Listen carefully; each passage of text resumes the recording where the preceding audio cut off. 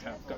मेरा नाम गुरदर्शन सिंह है जी। कहाँ से आप? पंजाब से आप भी? हाँ मैं पंजाब से जी। अमृतसर साहब। जी।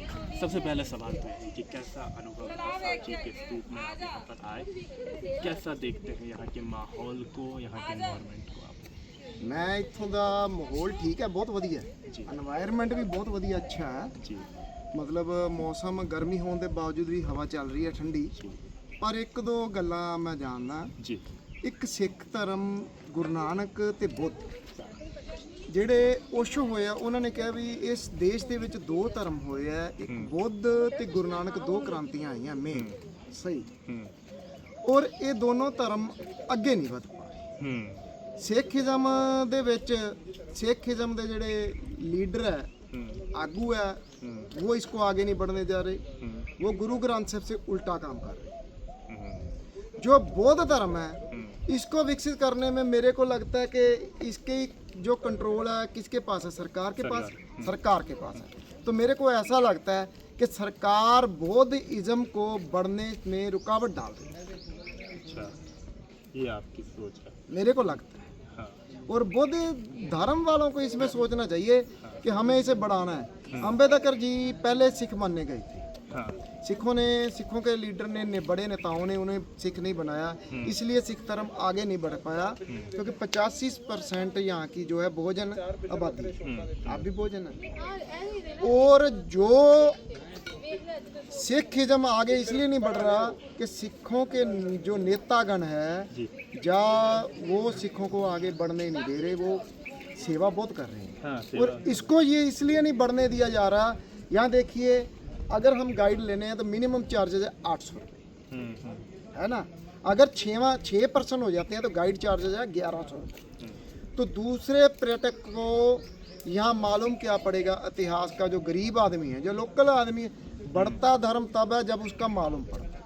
यहाँ मैंने किताब देखी तो उसका मिनिमम रेट है 40 रुपये। ठीक है ना। तो सिखिज्म में ये किताबें तो फ्री दी जाती है, लेकिन सिखिज्म जो है वो जो रिटर्न में है वो तो बहुत बड़ी है, लेकिन जो उसमें चल रहा है वो रिटर्न से गलत चल रहा है। जो बौद्धिज्म में है वो इतना महंगा हो गया है। 800 रुपये गाइड है, 40 रुपये की किताब है, 40 रुपये यहाँ आने की टिकट लगती है। सिखिज्म में आप चले जाओगे गुरुद्वारा में आपको लंगर मिलेगा, आपकी कोई टिकट नहीं है। ये बौद्ध धर्म वालों का अगर अपने धर्म को बढ़ाना है तो इनको ये काम करना पड़ेगा कि ये जो है इनको बढ़ाने के लिए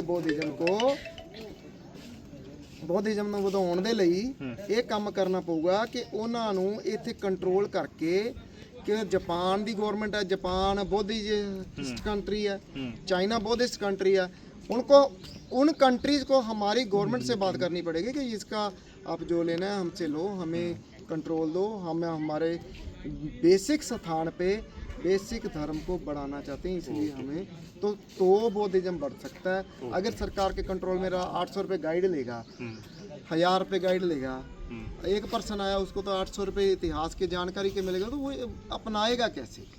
और जो यीशु धर्म है ईसाई, वो सबसे ज़्यादा बढ़ रहा है दुनिया में। वो क्यों बढ़ रहा है जी? उसका रीज़न है वो हर घर में अपनी किताब पहुंचा रहा है, फ्री में पहुंचा रहा है ना, दे रहा है। उसका प्रचार इतना है कि वो इसलिए बढ़ रहा है। ओके, ठीक है। तो अगर हमें सिखों को या बौद्धिज्म को बढ़ाना होगा तो सिखों को जो गुरु ग्रंथ साहब जी में लिखा है उसको अपनाना होगा। अगर बौद्धिज्म को बढ़ाना होगा तो इसको वो सस्ता करना पड़ेगा उनको, ताकि लोगों को इसका इतिहास पता चल सके और भारत के ये दोनों मूल धर्म आगे बढ़ सके। ओके, तो ये आपने सुना कि किस तरह से उन्होंने बताया कि खासतौर पे धर्म को लेकर के उन्होंने जिक्र किया और कहा कि बौद्ध